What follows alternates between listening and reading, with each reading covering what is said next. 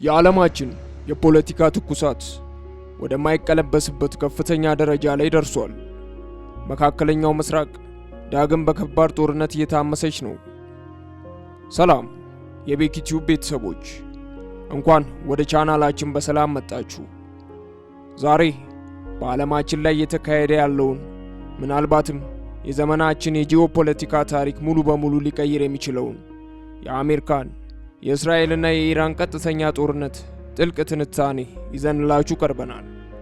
ይህ ጦርነት እንዴት ተጀመረ? እነማን እየተሳተፉበት ነው? የዓለምን ኢኮኖሚስ እንዴት እያናወጠው ይገኛል? እስከ ቪዲዮ መጨረሻ አብራችሁን ቆዩ። ሁኔታዎች ወደ ለየለት ጦርነት የተቀየሩት የካቲት 28 2026 ዓመተ ምህረት ነበር። አሜሪካና እስራኤል ኦፕሬሽን ኢፒክ ፊውሪ የሚል ስያሜ የተሰጠውን ግዙፍ የጋራ ወታደራዊ ዘመቻ በኢራን ላይ ጀመሩ። በጥቂት ሰዓታት ውስጥ ብቻ ወደ 900 የሚጠጉ የአየር ላይ ጥቃቶችን በኢራን ምድር ላይ ዘነቡ። የእነዚህ ጥቃቶች ዋና ኢላማ የነበሩት የኢራን የባሊስቲክ ሚሳኤል ማከማቻዎች፣ የአየር መከላከያ ስርዓቶችና የኒውክለር ጣቢያዎች ነበሩ። ከዚህም በላይ ግን ጥቃቱ የኢራንን ከፍተኛ አመራሮች ኢላማ ያደረገ ነበር። በዚህም የኢራኑ ጠቅላይ መሪ አያቶላ አሊ ኻሜኒን ጨምሮ በርካታ ከፍተኛ ባለስልጣናት መገደላቸውን መረጃዎች ያሳያሉ።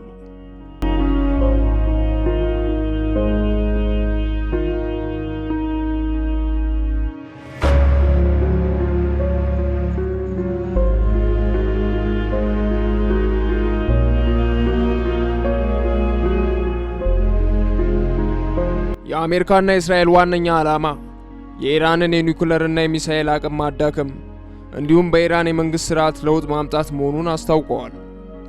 እስራኤል በበኩሏ ይህንን እርምጃ የወሰደችው የራሷን ሕልውና ለመጠበቅና ከኢራን የሚቃጣባትን የረጅም ጊዜ ስጋት ለአንዴና ለመጨረሻ ጊዜ ለመቅረፍ መሆኑን ትገልጻለች። ይህ ወታደራዊ ዘመቻ ለአሜሪካ በቀን እስከ $1 ቢሊዮን ወጪ እያስወጣት እንደሆነም የፔንታጎን መረጃዎች ይጠቁማሉ። ነገር ግን ኢራን እጇን አጣጥፋ አልተቀመጠችም። የአገሪቱ ሉዓላዊነት እንደተጣሰና ጥቃቱ የዓለም አቀፍ ሕግን የጣሰ መሆኑን የገለጸችው ኢራን ፈጣንና እጅግ ሰፊ የሆኑ የአጸፋ እርምጃዎችን ጀመረች። ኢራን በመቶዎች የሚቆጠሩ የባሊስቲክ ሚሳኤሎችንና በሺዎች የሚቆጠሩ አጥቂ ድሮኖችን ወደ እስራኤልና በቀጠናው ወደሚገኙ የአሜሪካ የጦር ሰፈሮች አስወነጨፈች። የጦርነቱ አድማስ ከእስራኤልና ኢራን አልፎ ተረፈ። ኢራን የወሰደችው የአጸፋ እርምጃ ኳታር፣ ባህሬን፣ የተባበሩት አረብ ኤሚሬቶችንና ሳውዲ አረቢያን፣ ኢራቅ ውስጥ የሚገኙ የአሜሪካ ወታደሮችንና የነዳጅ ተቋማት ላይ ያነጣጠረ ነበር። በአጭር ጊዜ ውስጥ መላ የመካከለኛው ምስራቅ ቀጠና ወደ ጦር ቀጠናነት ተቀየረ። የአየር መንገዶች በረራዎቻቸውን አቋረጡ። በመቶ ሺዎች የሚቆጠሩ መንገደኞች በአየር ማረፊያዎች ተስተጓጎሉ። ይህ ጦርነት በሁለት ሀገራት መካከል ብቻ የተገደበ አይደለም። ኢራን በቀጠናው ያሏትን በርካታ ታጣቂ ቡድኖች ወይም የመቋቋም አክሲስ የምትላቸውን ኃይሎች በሙሉ ወደ ጦርነቱ አስገብታለች።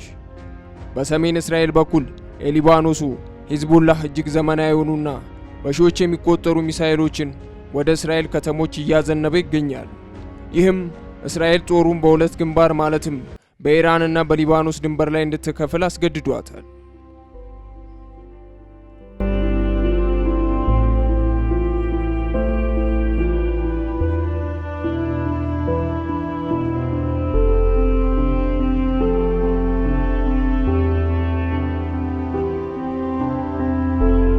በደቡብ በኩል ደግሞ የየመን ሁቲዎች ቀይ ባህርን የጦር አውድማ አድርገውታል።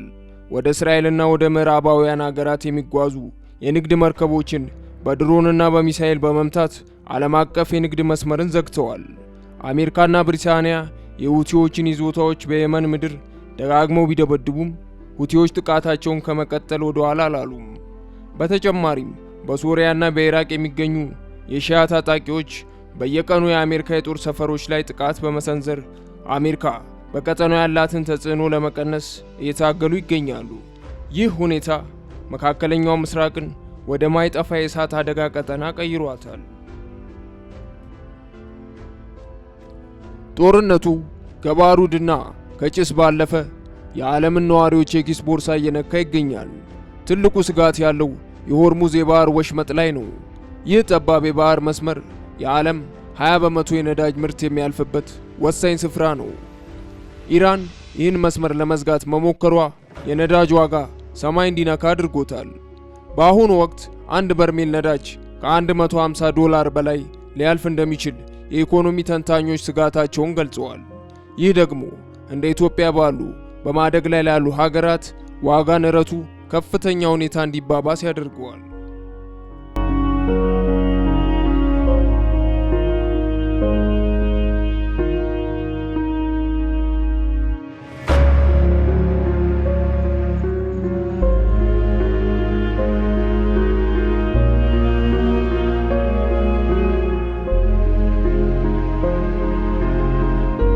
የአሜሪካው ፕሬዝዳንት ዶናልድ ትራምፕ ኢራን የነዳጅ መርከቦችን ካቆመች 20 እጥፍ በጠነከረ ሁኔታ እንመታታለን በማለት ዝተዋል።